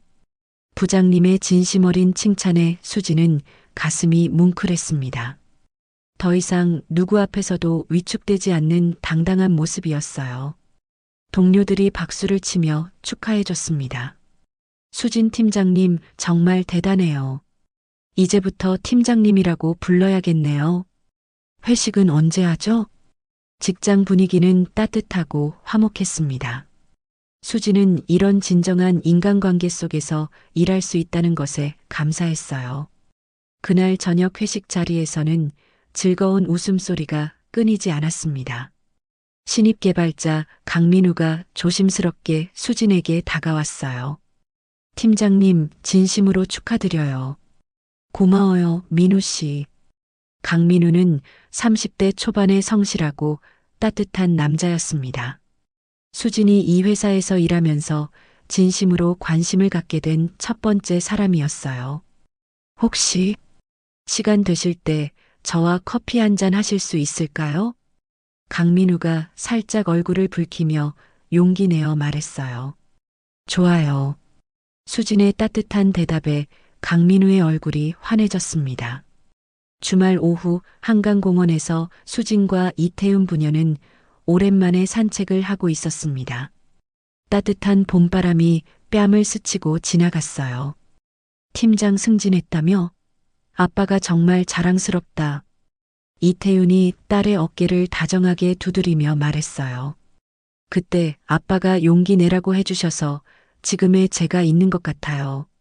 수진이 아버지의 팔짱을 끼며 고마움을 표현했습니다.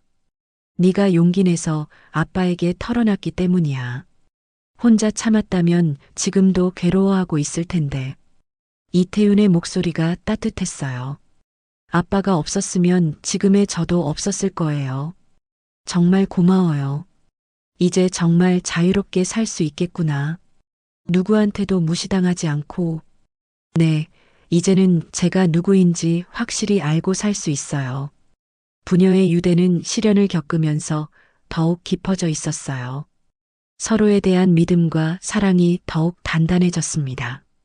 한편 서울 외곽의 작은 빌라에서 민간의 가족들은 조용하고 검소한 생활을 하고 있었습니다. 민철수는 2년의 복역을 마치고 나와 작은 건설업체에서 일반 직원으로 일하고 있었어요. 아버지, 일 많이 힘드시죠? 준호가 아버지의 거친 손을 바라보며 걱정스럽게 물었습니다. 괜찮다. 이제 허영 부리지 않고 정직하게 살려고 해. 민철수의 목소리에는 과거에 대한 깊은 반성이 묻어 있었어요. 그때 수진이한테 정말 미안한 일을 했어.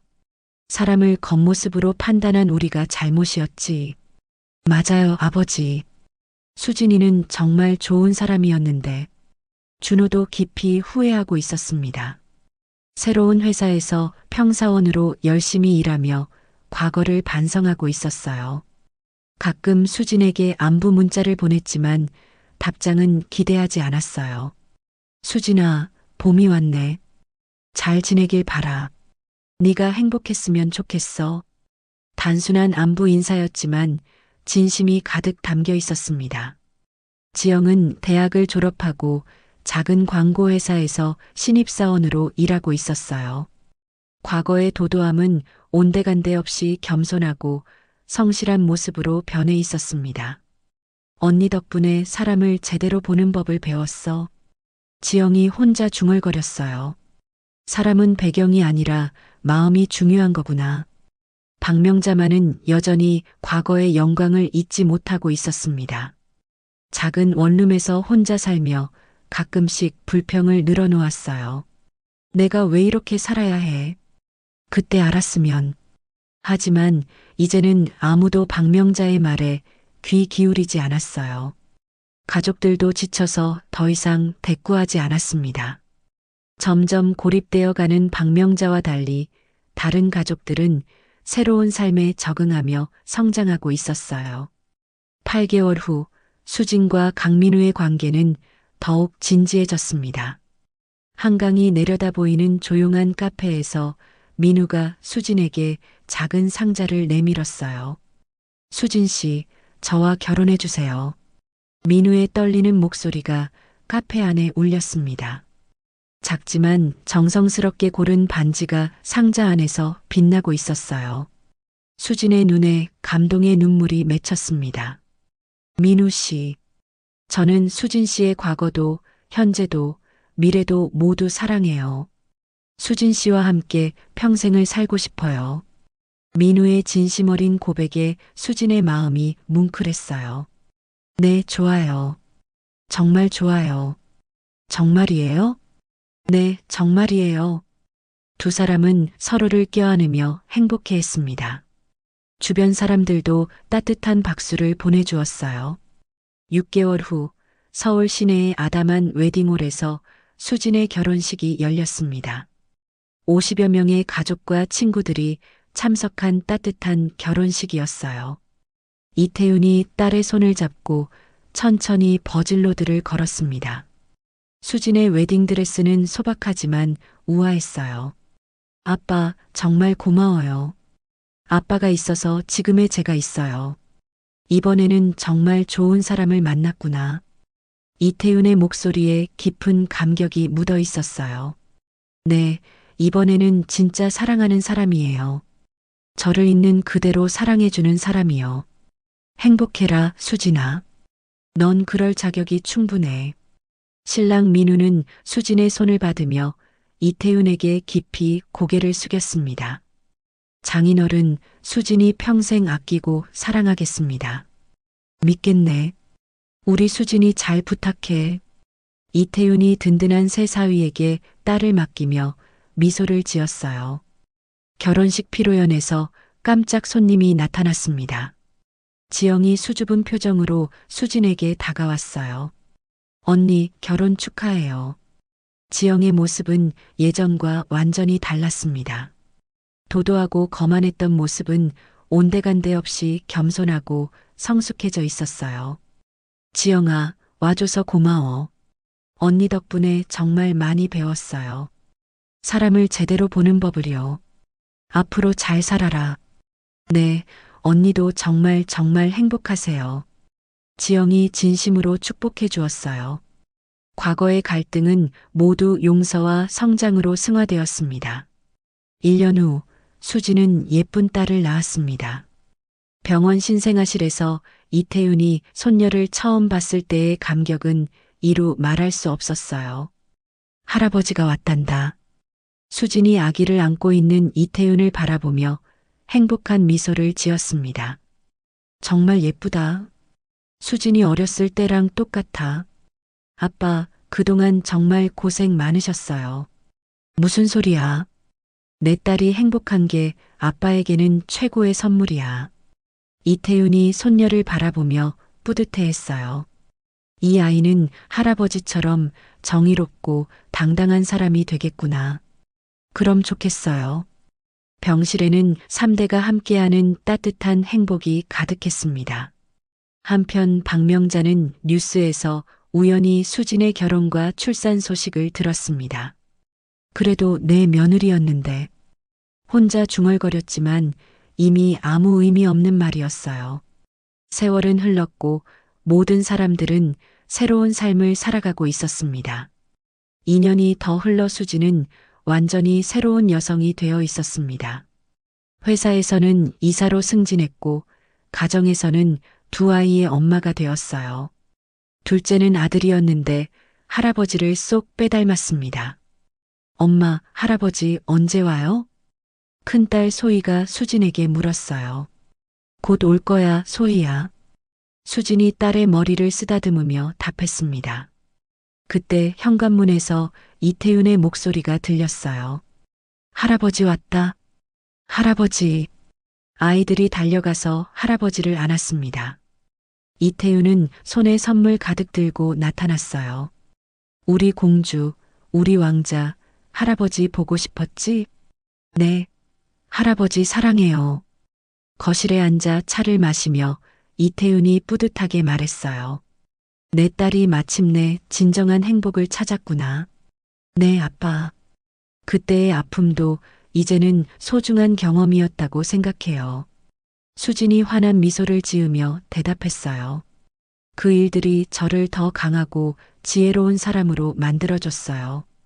그래, 모든 시련에는 의미가 있는 법이지. 이태윤이 만족스러운 미소를 지었습니다. 저녁 무렵 이태윤이 집을 나서며 마지막으로 딸을 바라봤어요. 남편과 아이들에게 둘러싸여 웃고 있는 수진의 행복한 모습이 눈부셨습니다. 정말 잘 자랐구나, 내 딸. 이제는 누구에게도 무시당하지 않는 당당한 여성이 되었어.